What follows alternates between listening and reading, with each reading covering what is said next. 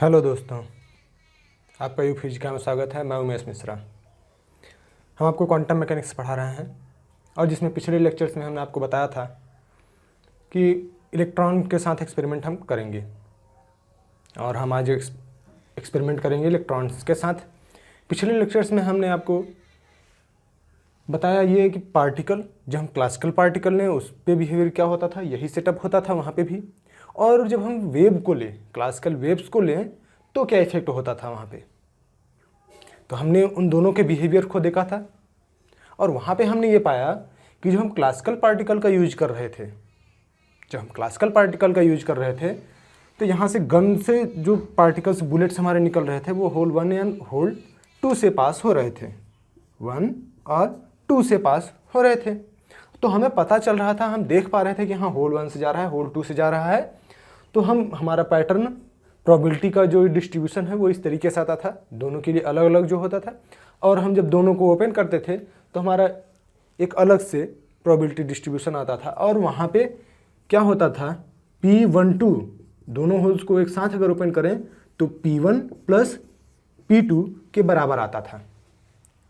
ये हमने देखा था।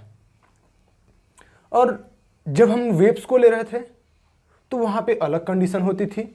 वहाँ पे I12 इक्वल टू हमारा आया था I1 plus I2 plus 2 root I1 I2 cos of delta, ये हमारा आया था। ठीक है, तो ये हम वेव्स के साथ जब हम देखे थे तो वेव में हमारा इंटरफेरेंस हुआ था और क्लासिकल पार्टिकल में इंटरफेरेंस हमारा शो नहीं हो रहा था। प्रोबेबिलिटी जो हमारा डिस्ट्रीब्यूट हो रहा था बाय होल 1 एंड होल 2, उन दोनों का सम, दोनों को ओपन करें तो उसके इक्वल आता था। तो ये हमारा प्रीवियस लेक्चर का एक रिव्यू था। अब यहाँ पे हम इलेक्ट्रॉन को अगर लें, क्योंकि इलेक्ट्रॉन एक पार्टिकल है, हम पार्टिकल अभी मान रहे हैं इसको, ये पार्टिकल फॉर्म में है, तो इसका बिहेवियर कैसा होगा, हम वही सेम टू सेम सेटअप पूरा करते हैं। तो यहाँ पे हम सेटअप को देख लेते हैं, एक बार सेटअप को समझ लेते हैं, फिर उसके बाद अपने एक्सपेरिमेंट को देखते हैं। इस सेटअप में ये है कि ये हमारा ये एक इलेक्ट्रॉन गन है, ये एक इलेक्ट्रॉन गन है, ये वाल है, ये प्लेट की एक वाल है जिसमें 2 होल्स हमने किए हुए हैं और ये बैक स्टॉप है और जहाँ पे एक डिटेक्टर लगा हुआ है। अब थोड़ा इसके बारे में देख लेते हैं, फिर थोड़ा इसके बारे में देखते हैं। ये इलेक्ट्रॉन गन, अब यहाँ पे अगर हम एक्सिलरेट करना चाहते हैं, जो पार्टिकल्स हमारा निकल रहा है, यहाँ से इलेक्ट्रॉन्स निकल रहे हैं, वो एक्सिलरेटेड हो जाएं, काफ़ी तेज़ी से जाएं, तो उसके लिए क्या होगा कि इसका और इन दोनों टर्मिनल्स पे, यहाँ पे हम अप्लाई कर दें क्या, निगेटिव वोल्टेज सोर्स अप्लाई कर दें, तो क्या होगा, यहाँ से जो इलेक्ट्रॉन निकलेगा वो निगेटिवली होने के कारण, ये निगेटिव होने के कारण यहाँ से जो निकलेगा इलेक्ट्रॉन वो रिपल होगा और एक्सीलरेट होके इस वाल की तरफ जाएगा। ठीक, तो ये चीज़, इसका काम हो गया इस बॉक्स का, इलेक्ट्रॉन गन से। अब ये डिटेक्टर हमारा गीगर काउंटर है। ये डिटेक्टर, जो हमने डिटेक्टर लगाया हुआ है, ये गीगर काउंटर है जो इलेक्ट्रॉन को डिटेक्ट करेगा। और इस गीगर काउंटर में हमने क्या किया है कि एक हमने लगाया है क्या, एक हमने लगाया है लाउड स्पीकर यहाँ पे डिटेक्टर से। लाउड स्पीकर लगा होने की वजह से क्या होगा, जब लाउड स्पीकर लगा रहेगा तो जैसे ही यहाँ पे इलेक्ट्रॉन आएगा वो क्लिक करके साउंड करेगा हमारा। तो ये हमारा ऑपरेटस सेटअप हो गया। अब हम एक्सपेरिमेंट को देखते हैं, जो हमारा मेन थीम है। तो एक्सपेरिमेंट को देखने से पहले यहाँ पे हम कुछ एजम्पशन ले लेते हैं, तो एक्सपेरिमेंट को समझना और उसको देखना थोड़ा आसान रहेगा। वो एजम्पशन ये है कि पार्टिकल, ये जो इलेक्ट्रॉन है, इस वाल पे लम्प्स के फॉर्म में ही जाएगा, पहुँचेगा। और ये ट्रू भी है, एजम्पशन ही नहीं, ये ट्रू भी है कि इलेक्ट्रॉन जो यहाँ से पास होगा होल 1 और होल 2 से, वो इस वाल पे, बैक स्टॉप पे लम्प्स के फॉर्म में ही जाएगा। अब वहाँ पे अलग बात होगी, उसकी प्रोबेबिलिटी डिस्ट्रीब्यूशन कैसा होगा, हम उसकी बात अभी नहीं कर रहे हैं। और दूसरी बात ये कि इलेक्ट्रॉन जो यहाँ से पास होंगे, जो हमारा मेन एजम्पशन है, मेन थीम है, हम उसको लेते हैं। जो इलेक्ट्रॉन यहाँ होल 1 या होल 2 से पास होंगे, सारे के सारे सिर्फ इन्हीं दोनों से पास होंगे, या तो होल 1 या तो होल 2। हमारा यही एजम्पशन होगा, सारे इलेक्ट्रॉन्स या तो होल 1 या तो होल 2 से पास होंगे। इस एजेंडा को, थीम को ध्यान में रखना है आपको। अब हम चलते हैं एक्सपेरिमेंट पे। अब शुरुआत में आते हैं। जैसे ही ये इलेक्ट्रॉन यहाँ से एक्सेलरेट होगा तो ये होल 1 या होल 2 से पास होगा। होल या ना होल 2 से पास होकर के हमारे डिटेक्टर पे आएगा। डिटेक्टर पे जब आएगा तो हमें डिटेक्टर पे क्लिक की साउंड आएगी।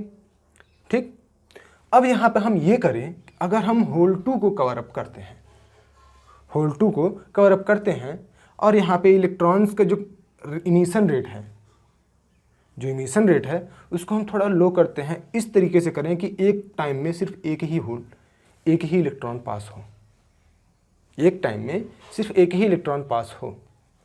तो हम थोड़ा इस स्क्रीन को जूम करें, अगर ऐसे हम देखें, ये हमारा स्क्रीन हो गया, डिटेक्टर में डिटेक्ट होने वाले पूरा स्क्रीन है।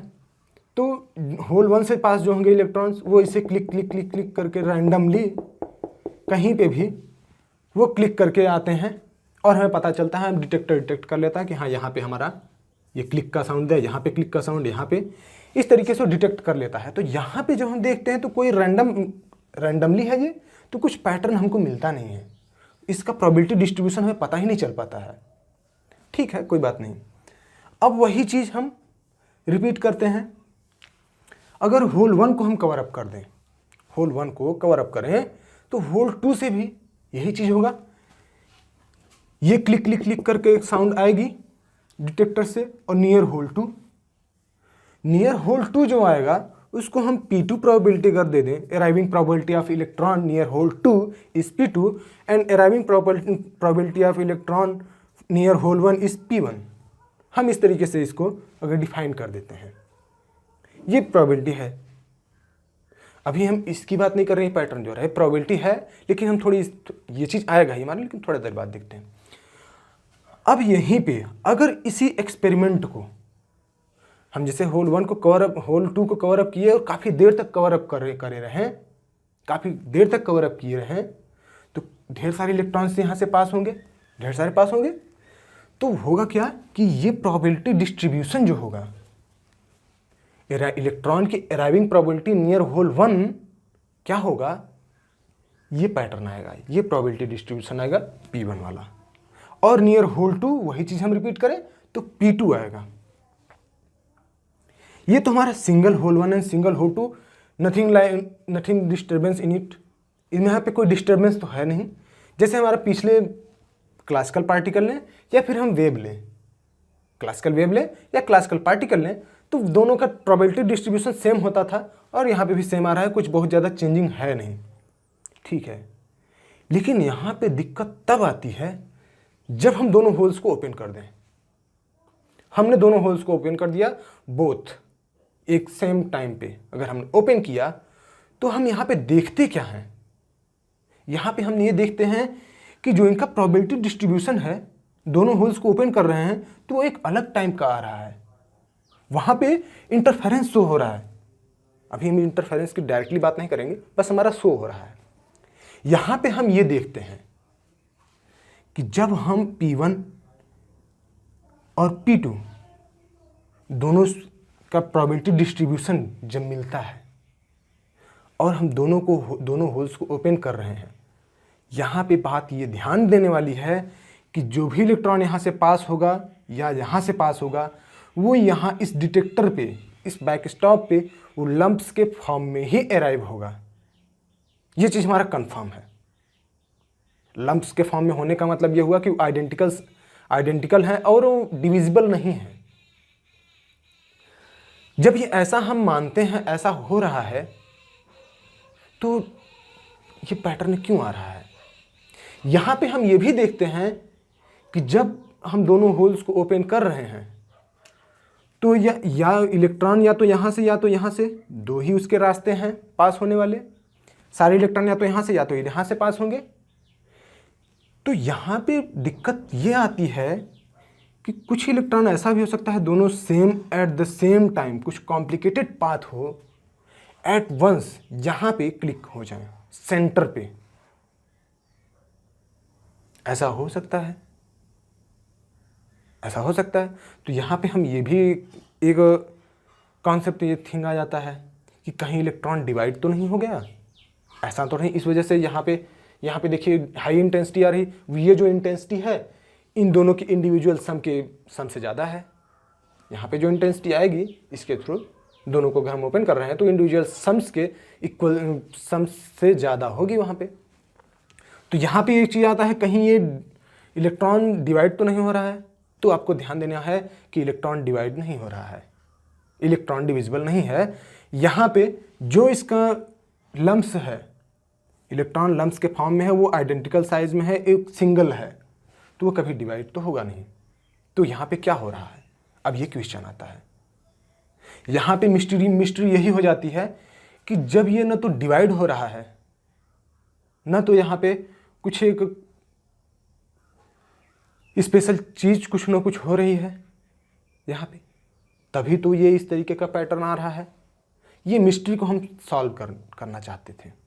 अब ये मिस्ट्री हमारे लिए एक कॉम्प्लिकेटेड मिस्ट्री हो गई, हम इसको कैसे सॉल्व करें, कैसे जानें इसको, क्योंकि इसके लिए सिर्फ दो ही पाथ हैं, या तो होल 1 या तो होल 2, सारे इलेक्ट्रॉन यहीं से पास होंगे।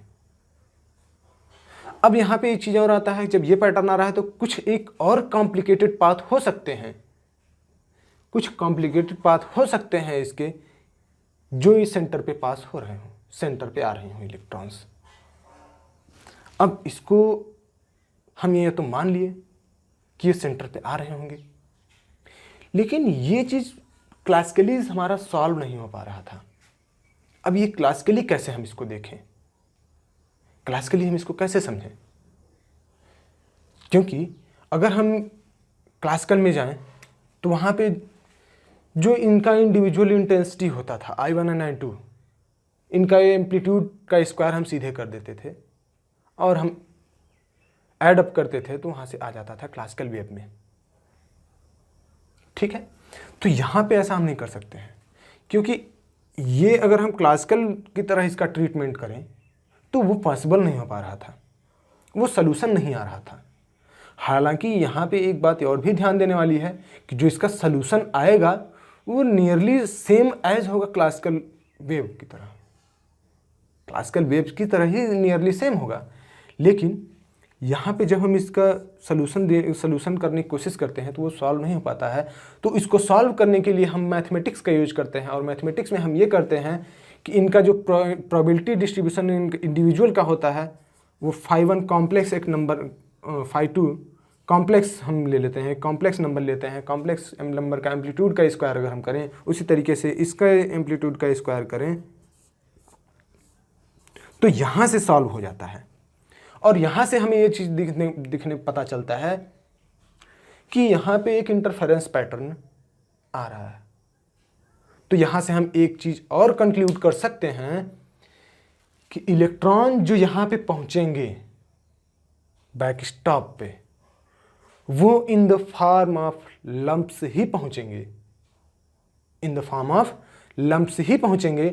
लेकिन इनमें जो डिस्ट्रीब्यूशन है, प्रोबेबिलिटी डिस्ट्रीब्यूशन, दोनों ओपन है तब की बात है ये, जो प्रोबेबिलिटी डिस्ट्रीब्यूशन होगा वो like as intensity of wave की तरह होगा। मतलब कि यहाँ पे कहीं पे हाई होगा, कहीं पे इंटेंसिटी लो होगी। प्रोबेबिलिटी डिस्ट्रीब्यूशन, पाए जाने की संभावना कहीं पे लो होगी, इलेक्ट्रॉन के पाए जाने की संभावना कहीं पे लो होगी, कहीं पे हाई होगी, और सेंटर पे सबसे ज़्यादा होगी।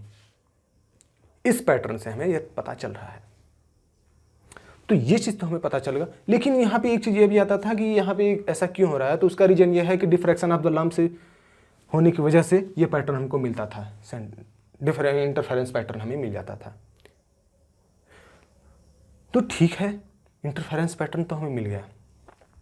अब यहाँ पे अगर यहीं पे हम एक चीज़ कॉन्सेप्ट ये देखें, कॉन्सेप्ट ये हम देखें कि अगर हम यहाँ पे इलेक्ट्रॉन को देखने लगे, इलेक्ट्रॉन को देखने का मतलब इलेक्ट्रॉन को ऑब्जर्व करने लगे कि ये फोटोन जा कहाँ रहा है।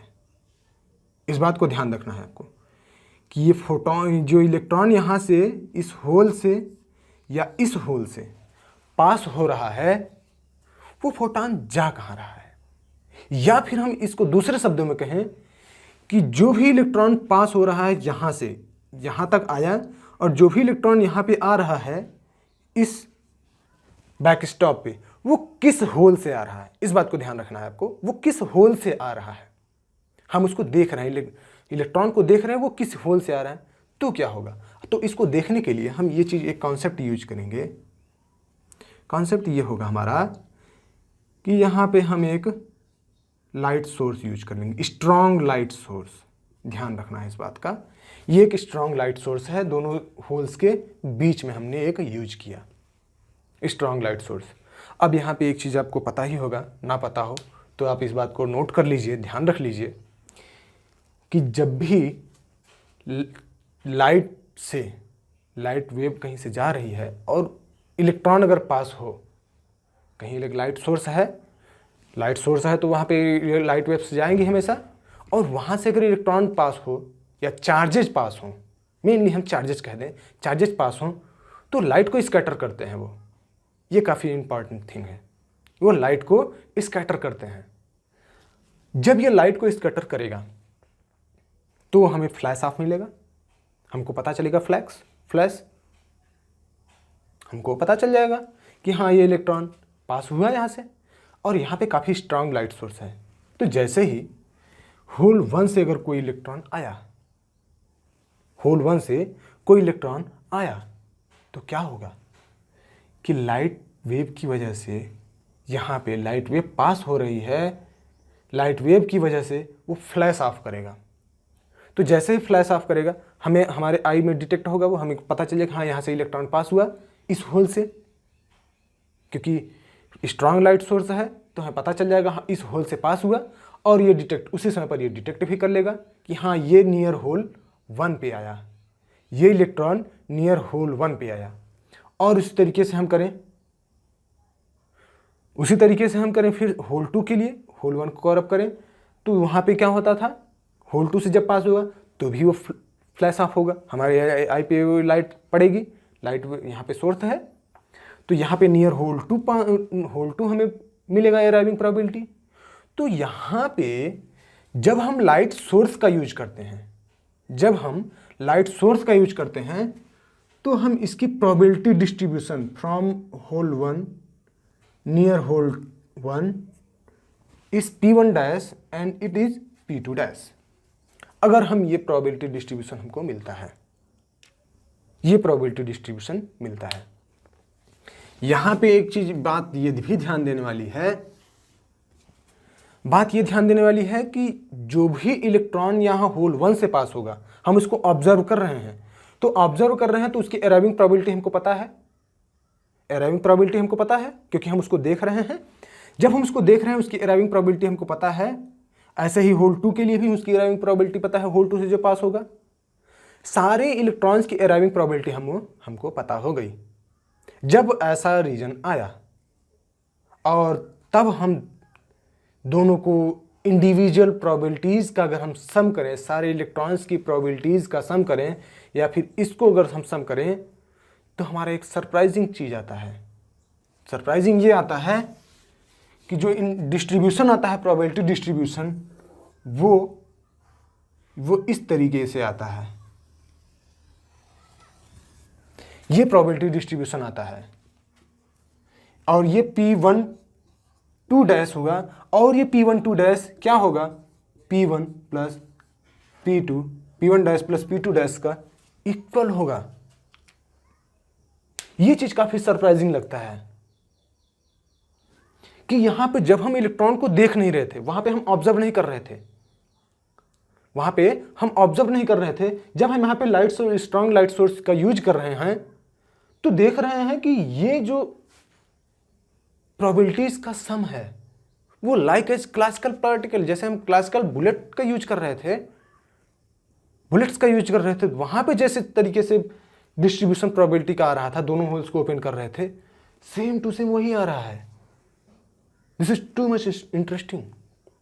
एक तरफ तो हमको इंटरफेरेंस पैटर्न मिल रहा था, एक तरफ हमको मिल रहा है क्या, क्लासिकल पार्टिकल का डिस्ट्रीब्यूशन। जैसे क्लासिकल पार्टिकल में डिस्ट्रीब्यूशन होता है उसी तरीके से एकदम डिस्ट्रीब्यूशन को मिल रहा है। अब यहां पे आप ये सोच रहे होंगे, सोच ये रहे होंगे कि अगर हम इस लाइट को डीम कर दें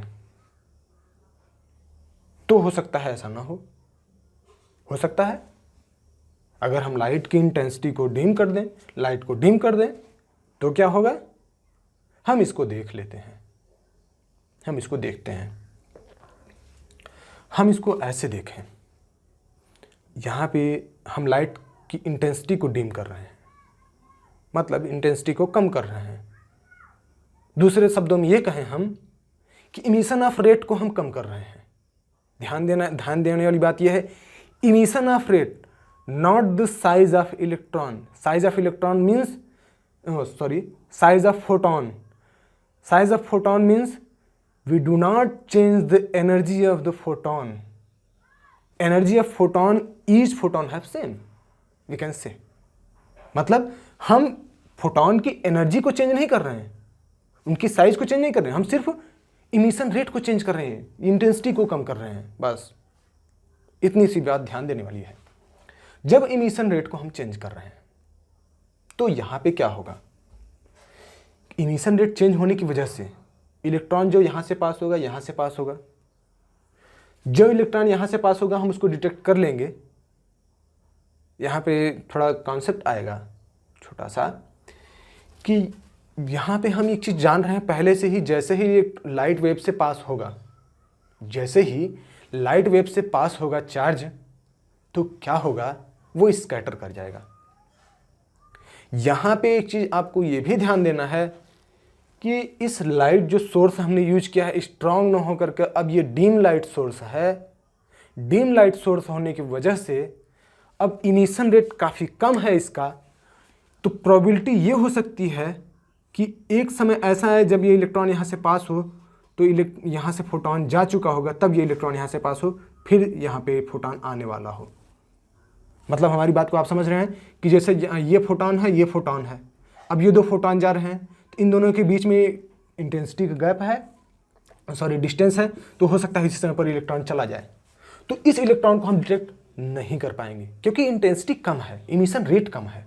जब इमिशन रेट ज़्यादा था तो इलेक्ट्रॉन फोटॉन्स काफ़ी क्लोज थे, काफ़ी क्लोज होने की वजह से सारे इलेक्ट्रॉन्स डिटेक्ट हो जा रहे थे, लेकिन अब ऐसा नहीं हो पा रहा है। तो कुछ इलेक्ट्रॉन्स ऐसे भी हो सकते हैं। तो अब जो होल 1 से इलेक्ट्रॉन पास होंगे, जो इलेक्ट्रॉन होल 1 से पास होंगे और जो इलेक्ट्रॉन होल 2 से पास होंगे, और दोनों जब डिटेक्ट हो जाएंगे तो उनको हम P1 एंड P2 के नाम से हमने उनका प्रोबेबिलिटी डिस्ट्रीब्यूशन इसी तरीके से आएगा। ठीक है, अब जो इलेक्ट्रॉन डिटेक्ट नहीं हो पा रहे हैं, ध्यान देने वाली बात यहीं पे है, जो इलेक्ट्रॉन डिटेक्ट नहीं हो पा रहे हैं उनका जो प्रोबेबिलिटी डिस्ट्रीब्यूशन है लाइक एज P12 की तरह ही है। उनका प्रोबेबिलिटी डिस्ट्रीब्यूशन P12 की तरह ही है। ये चीज थोड़ा इंटरेस्टिंग लगता है कि वहीं पे हम लाइट सोर्स यूज किए हैं, लाइट सोर्स हमने यूज किया, अब हम देख रहे हैं जो इलेक्ट्रॉन डिटेक्ट हो जा रहे हैं उनका प्रोबेबिलिटी डिस्ट्रीब्यूशन इस तरीके से है, और इन दोनों का सम हम कर रहे हैं तो यही प्रोबेबिलिटी डिस्ट्रीब्यूशन आ रहा है P12 डैश, और जो डिटेक्ट नहीं हो पा रहे हैं उनका प्रोबेबिलिटी डिस्ट्रीब्यूशन P12 की तरह ही है। मतलब कि एक ही एक्सपेरिमेंट में कुछ जगह हमको क्लासिकल पार्टिकल का बिहेवियर मिल रहा है और कुछ जगह इंटरफेरेंस का बिहेवियर मिल रहा है। ठीक है, अभी हम कंक्लूजन नहीं करते हैं, हम यहां पे एक चीज और भी कर लें कि हम साइज को चेंज कर दें, फोटोन की साइज को चेंज कर दें। अब फोटोन की साइज को चेंज करने का मतलब यह है कि हम वेवलेंथ उसका कम करें और रेड की तरफ आएं, इंफ्रारेड रेंज में अगर आते हैं, रेड की रेंज में अगर हम आते हैं तो वहां पे जब हम देखते हैं, जब हम रेड की तरफ आते हैं तो जब वहां पे देखते हैं तो वहां पे भी वही चीज होगा यहाँ पे ये चीज़ होगा कि जो इलेक्ट्रॉन पास हो जाएंगे, जो इलेक्ट्रॉन डिटेक्ट हो जाएंगे, क्योंकि वेवलेंथ हाई होने की वजह से अब फोटॉन्स के बीच गैप भी हाई हो सकती है। क्योंकि वेवलेंथ हाई हो गई तो फोटॉन्स के बीच भी जो लेंथ है वो हाई हो जाएगी।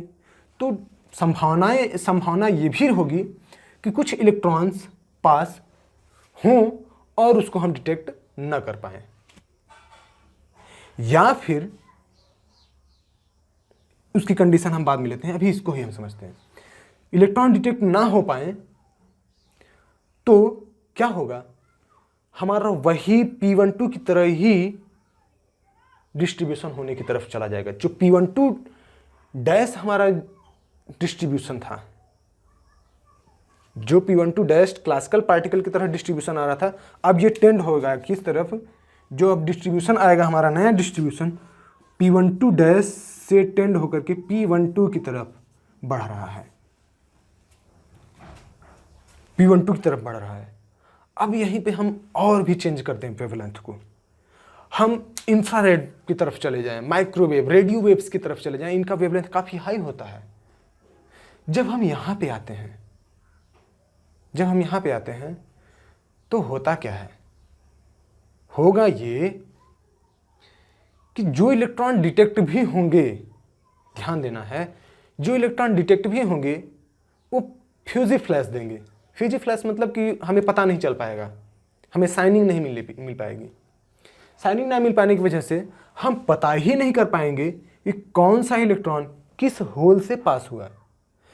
स्कैटर होने की वजह से हमें पता चल जा रहा था कि हाँ ये इलेक्ट्रॉन इस होल से पास हुआ, ठीक है। हमें स्कैटर होने, फ्लैश होने की वजह से पता चल जा रहा था, अब फ्लैश नहीं होगा तो हमें पता नहीं चल पा रहा है। तो फ्यूजी फ्लैश होने की वजह से हमें प्रोबेबिलिटी डिस्ट्रीब्यूशन यहाँ पे वही उसी तरीके से P1 की तरफ P1 का प्रोबेबिलिटी डिस्ट्रीब्यूशन है। लेकिन अब यहाँ पे सरप्राइजिंग चीज़ ये हो जाता है कि जो प्रोबेबिलिटी डिस्ट्रीब्यूशन है अब P12 की तरह हो जाएगा, वो इंटरफेरेंस पैटर्न हमें मिलने लगेगा, वो पैटर्न हमको इंटरफेरेंस पैटर्न मिलने लगेगा। तो यहाँ से कंक्लूजन ये आता है कि अगर हम इलेक्ट्रॉन को ऑब्जर्व करें, देखें, तो उनका कैरेक्टरिस्टिक कुछ और हो जाता है, और ना देखें तो उनका कैरेक्टरिस्टिक कुछ और होता है। अब वो देखने पे कौन सी कैरेक्टरिस्टिक आती है, कौन सा नेचर डोमिनेंट होता है, ना देखने पे कौन सा नेचर डोमिनेंट होता है। जब हम ऑब्जर्व करते हैं इलेक्ट्रॉन्स को तो उनका पार्टिकल नेचर डोमिनेंट में होता है, वो क्लासिकल पार्टिकल की तरह बिहेव करते हैं। और यहीं पे जब हम इलेक्ट्रॉन को डिटेक्ट ना कर पाए, मतलब ये कि हम उसको ऑब्जर्व ना करें, तो वो उनका नेचर वेव नेचर डोमिनेंट होता है। तो यहां से ये चीज निकल करके आता है कि इलेक्ट्रॉन हमारा सिर्फ वेव या सिर्फ पार्टिकल नहीं है। तो हम यहां से ये भी कह सकते हैं, कह ही नहीं सकते, निश्चित तौर पे कहा जा सकता है कि इलेक्ट्रॉन सिर्फ पार्टिकल या सिर्फ वेव नहीं है, ये वेव और पार्टिकल दोनों है, और दोनों कंडीशन डिपेंडेंट हैं। जिस कंडीशन में जैसा उनका बिहेवियर होगा वो शो करेंगे। अगर हम उनको ऑब्जर्व करेंगे तो पार्टिकल की तरह बिहेव करेंगे, नहीं ऑब्जर्व करेंगे हम तो वो वेव की तरह बिहेव करेंगे। तो ये कॉन्सेप्ट हमारा यहां से डेवलप हुआ। हालांकि आपको ये चीज़ आपको बता दें हम कि जो भी सेटअप है, जो हम एक्सपेरिमेंट इलेक्ट्रॉन के साथ एक्सपेरिमेंट कर रहे हैं, ये एक्सपेरिमेंट किया नहीं गया है। ये एक्सपेरिमेंट फिनमैन की बुक में है, आप उसको पढ़ सकते हैं।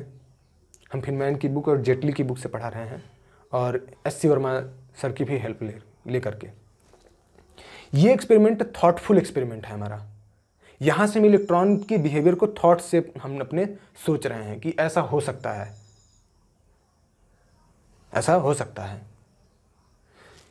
तो ये एक्सपेरिमेंट इस तरीके से हुआ। तो आज हमने यही देखा कि इलेक्ट्रॉन का बिहेवियर कैसा होता है, और निकल करके ये आया कि इलेक्ट्रॉन सिर्फ वेव या सिर्फ पार्टिकल नहीं है, वेव पार्टिकल दोनों है। ये चीज़ तो निकल करके आया। लेकिन हम जो आगे बताने वाले हैं अगले लेक्चर में, वो डी ब्रॉगली साहब के बारे में है।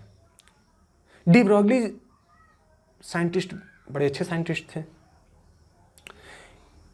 ये इनका जो थीसिस आया था, जो पेपर आया था, वो आइंस्टीन की थियरी के बाद आया था, रिलेटिविटी थियरी के बाद। हम अप्रॉक्सीमेटली अगर कहें तो 1924 के अप्रॉक्स, उस समय पर उन्होंने एक थियरी दी थी। उस समय पर उन्होंने एक थियरी दी थी।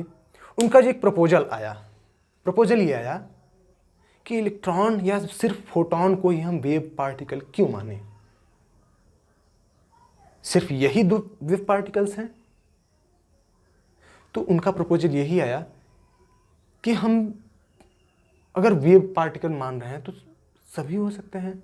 Wave is like as particle, particle is like a wave. तो इसके बारे में काफ़ी डिटेल हम चर्चा करेंगे अगले लेक्चर में। और इसका जस्टिफिकेशन भी प्लैंक का यहाँ से मिलता है। जो प्लैंक का स्टेशनरी ऑर्बिट का एजम्पशन था, उसका जस्टिफिकेशन यहाँ से मिलता है, डी ब्रॉगली से। ये प्रूफ भी करते हैं, अपने थीसिस में बताते हैं कि हाँ कैसे ये वेव से पार्टिकल, पार्टिकल से वेव हम फाइंड आउट कर सकते हैं। और इसका एक्सपेरिमेंटल जस्टिफिकेशन भी गीगर ने दिया था। तो आज के लिए इतना ही। अगले लेक्चर में आपका फिर स्वागत रहेगा। धन्यवाद।